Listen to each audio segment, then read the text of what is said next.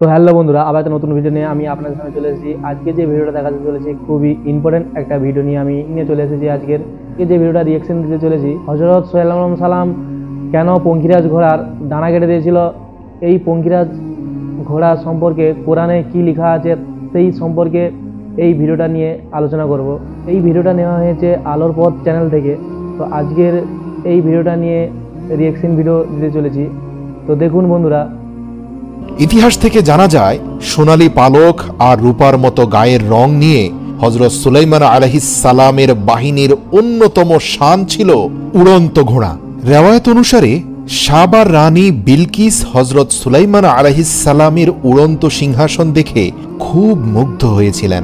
একবার রানী বিলকিস হযরত সুলাইমান আলাইহিস সালামকে ডেকে বললেন, নিঃসন্দেহে মহান আল্লাহ তাআলা আপনাকে পৃথিবীর বুকে সম্মানিত করেছেন এবং সীমাহীন শান শৌকত দান করেছেন। রানী বিলকিস খুবই কোমল স্বরে হযরত সুলাইমান আলাইহিস সালামের কাছে একটি ইচ্ছে পোষণ করলেন। তিনি বললেন, যদি আপনার প্রভুর নিষেধাজ্ঞা না থাকে তাহলে কি আপনার এই উড়ন্ত সিংহাসনে বসে আমাকে কিছু সময় ভ্রমণের সুযোগ দিবেন? তাহলে আমিও মুগ্ধ নয়নে পুরো পৃথিবী দেখতে পেতাম। রানী বিলকিস আরো বললেন, হে আল্লাহর নবী, আপনি প্রতিদিন এই উড়ন্ত সিংহাসনে বসে বাতাসে উড়ে ভ্রমণ করেন এবং পুরো পৃথিবী প্রদক্ষিণ করেন। আপনি একবার আমাকেও আপনার সাথে নিয়ে যান, যাতে আমি এই উড়ন্ত সিংহাসনে বসে সফর করতে পারি। হযরত সুলাইমান আলাইহিস সালাম রানীর ইচ্ছে পূরণের জন্য বাতাসকে নির্দেশ দেন, বাতাস যেন রানীর ইচ্ছে পূরণ করে। তাই বাতাস সিংহাসনটি উড়িয়ে নিয়ে তাদের সবাইকে নিয়ে একটি সুন্দর দ্বীপের মধ্যে নামিয়ে দেয়। রেওয়ায়াত অনুসারে হযরত সুলাইমান আলাইহিস সালামের উড়ন্ত সিংহাসন তাদের সবাইকে নিয়ে যেই স্থানে নামিয়ে দেয় সেটা 7 সমুদ্রের মধ্যবর্তী একটা দ্বীপ ছিল। সাবার রানী বিলকিস এখানকার সবুজ গাছপালা, নদী ও ঝর্ণা দেখে খুব খুশি হলেন। এখানে তিনি এক অদ্ভুত ধরনের ঘোড়া দেখতে পেলেন, যাদের ডানা ছিল। ঘোড়াগুলো যখন হযরত সুলাইমান আলাইহিস সালাম এবং তার সৈন্যবাহিনীকে দেখতে পেল, তখন সেগুলো ভয় পেয়ে পাখির মতো উড়ে তাদের সকলের দৃষ্টির আড়ালে চলে গেল। এই ঘোড়াগুলো সুলাইমান আলাইহিস সালামের খুবই পছন্দ হলো। রানী বিলকিসও সেই ঘোড়াগুলো খুব পছন্দ করলেন, কিন্তু ঘোড়াগুলো তখন তাদের নাগালের বাইরে চলে গিয়েছিল। অতঃপর যখন হযরত সুলাইমান আলাইহিস সালাম সেখান থেকে তার প্রাসাদে ফিরে আসেন, তখন তিনি জিনদের নির্দেশ দেন যে সেই ঘোড়াগুলো যেখানেই থাক সেগুলোকে ধরে আনতে। তারা বলল, আমরা স্থলভাগের জিন, নদী এবং সমুদ্রে আমাদের কোনো কর্তৃত্ব নেই। সেই ঘোড়াগুলো সমুদ্রে হারিয়ে গেছে। যদি কেউ সেখান থেকে তাদের নিয়ে আসতে পারে তবে তা পারবে সমুদ্রের দায়িত্বপ্রাপ্ত অমুক জিন সম্প্রদায়েরা। হযরত সুলাইমান আলাইহিস সালাম জিজ্ঞেস করলেন, যে জিন সমুদ্রের উপর কর্তৃত্ব করে সে কোথায়? তখন উপস্থিত দায়িত্বশীল জিন বলল, হে আল্লাহর নবী, সে গত কয়েক মাস পূর্বে আপনার আনুগত্য অস্বীকার করে পালিয়ে গিয়েছে। সে আপনার বিরুদ্ধে বিদ্রোহ করে সমুদ্রের তলদেশে লুকিয়ে আছে।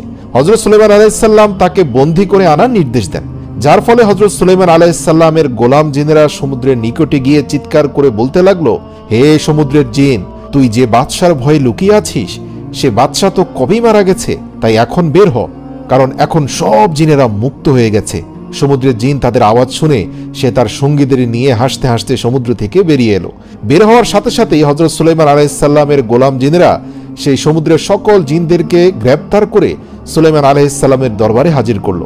হযরত সুলাইমান আলাইহিস সালামকে দেখে সেই জিন ভয়ে থরথর করে কাঁপতে লাগলো এবং সে হযরত সুলাইমান আলাইহিস সালামের আনুগত্য স্বীকার করলো।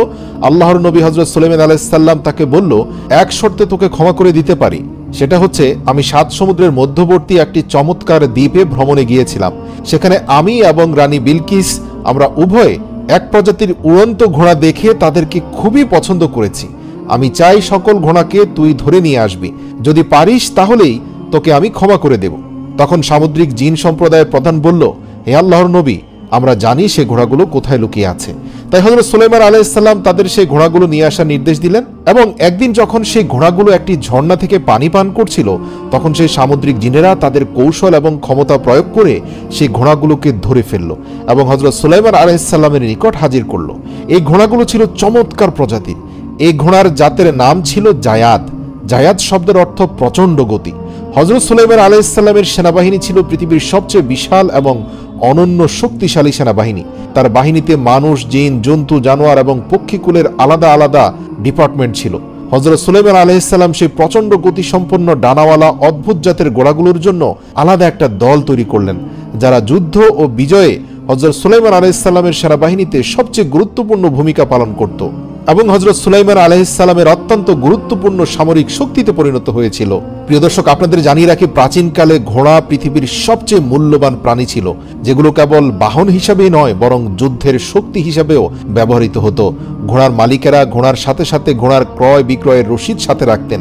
বর্তমান সময়ের গাড়ির ড্রাইভাররা যেমন গাড়ির ট্যাক্স টোকেন এবং ফিটনেসের সকল যাবতীয় তথ্য গাড়ির মধ্যে রেখে দেয়, তৎকালীন সময়ে ঘোড়ার বিক্রয় রসিদও রাখা বাধ্যতামূলক ছিল, যাতে ঘোড়াটির পূর্বের মালিক, বর্তমান মালিক, পিতামাতা, জন্ম তারিখ এবং ঘোড়ার বংশ সম্পর্কে বিস্তারিত বিবরণ লেখা থাকতো সেই রসিদে।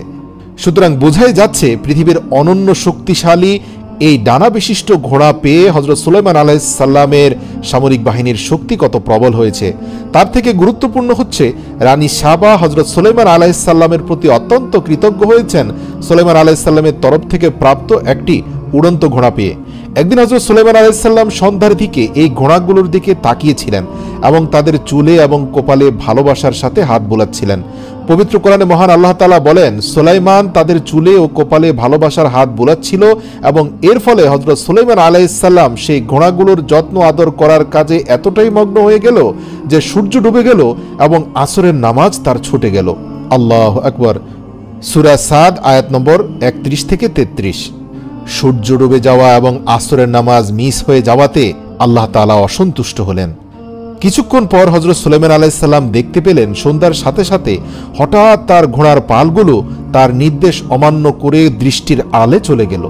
এই দৃশ্য দেখে হযরত সুলাইমান আলাইহিস সালাম অবাক হয়ে গেলেন, কেননা তার নির্দেশ ব্যতীত কোনো প্রাণী এভাবে দৃষ্টির আড়ালে চলে যায় না, অদৃশ্য হয়ে যায় না।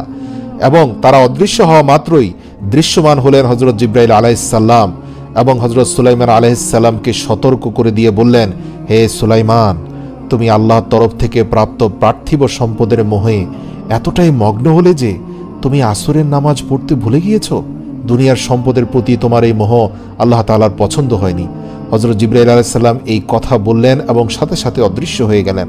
হযরত জিবরাইল আলাইহিস সালামের প্রস্থানের পর হযরত সুলাইমান আলাইহিস সালাম প্রচণ্ড অনুতাপে দগ্ধ হলেন, তওবা করলেন, চোখের পানি ফেলে দিয়ে আল্লাহর দরবারে সিজদায় লুটিয়ে পড়লেন এবং টানা কয়েক মাস সিজদায় পড়ে ক্রন্দনরত ছিলেন। আল্লাহ রাব্বুল আলামিন হযরত সুলাইমান আলাইহিস সালামকে ক্ষমা করলেন এবং তার তওবাকে ভালোবেসে গ্রহণ করলেন। পুনরায় সেই ঘোড়ার বাহিনীকে ফেরত দিলেন, কিন্তু এবার হযরত সুলাইমান আলাইহিস সালাম সেই ঘোড়াগুলোকে আল্লাহর রাস্তায় কোরবানি করে দেওয়ার সিদ্ধান্ত নিলেন। ইতিহাস থেকে জানা যায় হযরত সুলাইমান আলাইহিস সালাম কিছু ঘোড়ার ডানা কেটে দিলেন এবং কিছু ঘোড়াকে আল্লাহর রাস্তায় কোরবানি করলেন। কেননা হযরত সুলাইমান আলাইহিস সালাম উপলব্ধি করতে পেরেছিলেন যে এই ঘোড়ার বাহিনী যতটা না আমাকে শক্তিশালী করবে, সকল শক্তির আধার মহান প্রভুর অসন্তুষ্টি আমার সকল কিছুই কেড়ে নিবে। যে নাজ নিয়ামত আর দুনিয়ার শান শওকত ওনার আসরের নামাজ কাজা হওয়ার কারণ ছিল, সেই শান শওকত তিনি কোনোভাবেই আর রাখতে চান না, সাথে সাথেই তা আল্লাহর দরবারে তিনি কোরবান করে দিলেন। ইতিহাস থেকে জানা যায় এরপর থেকে পৃথিবীতে সকল ডানা বিশিষ্ট ঘোড়া বিলুপ্ত হয়ে যায়। আল্লাহ রাব্বুল আলামিন হযরত সুলাইমান আলাইহিস সালামের এই কোরবানিকে অত্যন্ত ভালোবেসে কবুল করলেন। তার তওবা তো কবুল করলেনই, সাথে সাথে আল্লাহ তাআলা বাতাসকে নির্দেশ দিলেন, তুমি এখন থেকে আমার নবী সুলাইমানের অধীনস্থ থাকবে এবং সেই পঙ্খিরাজ ঘোড়া থেকে কয়েকশো গুণ বেশি গতিতে তাকে এক স্থান থেকে অন্য স্থানে ভ্রমণে সাহায্য করবে। এরপর থেকে বাতাস হযরত সুলাইমান আলাইহিস সালামের অধীনস্থ হয়ে গেল। যে বাতাসের গতি এত বেশি ছিল যে হযরত সুলাইমান আলাইহিস সালাম 1 মাসের পথ একদিনে পার হয়ে যেতেন। এই ঘটনাটি পবিত্র কোরআনে উল্লেখ করা হয়েছে। আল্লাহ তাআলা বলেন, আর আমি দাউদকে পুত্র সন্তান দান করলাম যার নাম সুলাইমান, সে ছিল আমার অত্যন্ত অনুগত বান্দা। যখন সন্ধ্যার দিকে তার সামনে দ্রুতগতি সম্পন্ন ঘোড়াসমূহ হাজির করা হলো, তখন সে বলেছিল, নিশ্চয়ই আমি পার্থিব সম্পদকে আমার রবের ইবাদতের চেয়ে বেশি গুরুত্ব দিয়েছি। এমনকি সূর্য ডুবে গিয়েছে, ঘোড়াগুলোকে পুনরায় আমার সামনে নিয়ে এসো। অতঃপর সে তাদের ঘাড়ে এবং পশমে হাত বোলাতে শুরু করে। প্রিয় দর্শক, হযরত সুলাইমান আলাইহিস সালামের ডানা বিশিষ্ট ঘোড়া নিয়ে অনেকে মিথ্যা এবং বানোয়াট বলে থাকেন, কিন্তু এটা আল্লাহর রাসূল সাল্লাল্লাহু আলাইহি সাল্লামের একটা হাদিস দ্বারাও প্রমাণিত। নবীজি সাল্লাল্লাহু আলাইহি সাল্লাম মা আয়েশাকে যখন বালিকা বয়সে বিবাহ করেছিলেন, তখন মা আয়েশা পুতুল খেলতেন। একদিন রাসূল সাল্লাল্লাহু আলাইহি সাল্লাম ঘরে প্রবেশ করে দেখলেন মা আয়েশা অনেকগুলো পুতুল নিয়ে খেলা করছেন। আল্লাহ রাসূল জিজ্ঞেস করলেন, এগুলো কি? মা আয়েশা উত্তর দিলেন, এগুলো আমার পুতুল। আল্লাহ রাসূল সাল্লাল্লাহু আলাইহি সাল্লাম দেখতে পেলেন তাদের মাঝখানে একটি ঘোড়া রয়েছে, যার উভয় পাশে কাপড়ের তৈরি ডানা রয়েছে। তিনি জিজ্ঞাসা করলেন, এগুলো কি? মা আয়েশা রাদিয়াল্লাহু তাআলা আনহা বললেন, এটা ঘোড়া। রাসূল সাল্লাল্লাহু আলাইহি সাল্লাম পুনরায় জিজ্ঞাসা করলেন, দুই পাশে কাপড় দিয়ে কি বানানো হয়েছে? মা আয়েশা রাদিয়াল্লাহু বললেন, এগুলো হচ্ছে এই ঘোড়ার ডানা। মা আয়েশা রাদিয়াল্লাহু তাআলা আনহু অবাক হয়ে আল্লাহর রাসূলকে বললেন, কেন, আপনি কি শুনেননি যে হযরত সুলাইমান আলাইহিস সালামের ডানাওয়ালা ঘোড়া ছিল? এই কথা শুনে নবী করিম সাল্লাল্লাহু আলাইহি সাল্লাম হেসে উঠলেন। তিনি এত জোরে হেসেছিলেন যে তার শেষ দাঁতটি পর্যন্ত দেখা গিয়েছিল। এই বর্ণনায় একটা বিষয় পরিষ্কার যে হযরত সুলাইমান আলাইহিস সালামের ঘোড়া কোনো সাধারণ ঘোড়া ছিল না, বরং বাস্তবে তাদের ডানা ছিল এবং আরবের লোকেরা এই কথা জানত। রেওয়ায়েত অনুসারে যখন থেকে হযরত সুলাইমান আলাইহিস সালাম সেই ঘোড়াগুলোর ডানা কেটে দিলেন এবং কিছু সংখ্যক ঘোড়াকে জবাই করে দিলেন, এরপর থেকে আর সেই ঘোড়াগুলোকে দেখা যায়নি এবং তার ডানাও গজায়নি, যদিও তাদের বংশ অব্যাহত ছিল। হযরত হুসাইন রাদিয়াল্লাহু তাআলা আনহুর ঘোড়া ছিল জুলজালা প্রজাতির ঘোড়া, যেটা মূলত হযরত সুলাইমান আলাইহিস সালামের ডানা কাটা ঘোড়া থেকেই বংশ পরম্পরায় এসেছে। বিশ্বের বিভিন্ন সংস্কৃতি, অঞ্চল ও ধর্মে এই উড়ন্ত ঘোড়ার কথা উল্লেখ রয়েছে। প্রাচীন গ্রিসে এই ঘোড়াগুলোকে পেগাসাস নামে ডাকা হয়। গ্রিক মিথোলজি অনুসারে প্রাচীন গ্রিসে এই ঘোড়াগুলোর অস্তিত্ব ছিল, যাদের রং হতো সাদা। প্রাচীন গ্রিসের লোকেরা এই ঘোড়াকে গ্রিক দেবতা জিউসের বাহন মনে করত, যারা দেবতা জিউসকে আকাশ থেকে বিদ্যুৎ এনে দিত। তো হ্যালো বন্ধুরা, দেখতে পেলেন ভিডিওটা খুবই গুরুত্বপূর্ণ ভিডিও ছিল। ডানাওয়ালা ঘোড়া, যে পঙ্খিরাজের ঘোড়া, কীভাবে তার ডানা কেটে দিয়েছিল, সমস্ত কিছু জানতে পারলাম। ভিডিওটা কেমন লাগলো তো কমেন্ট করে জানাবেন।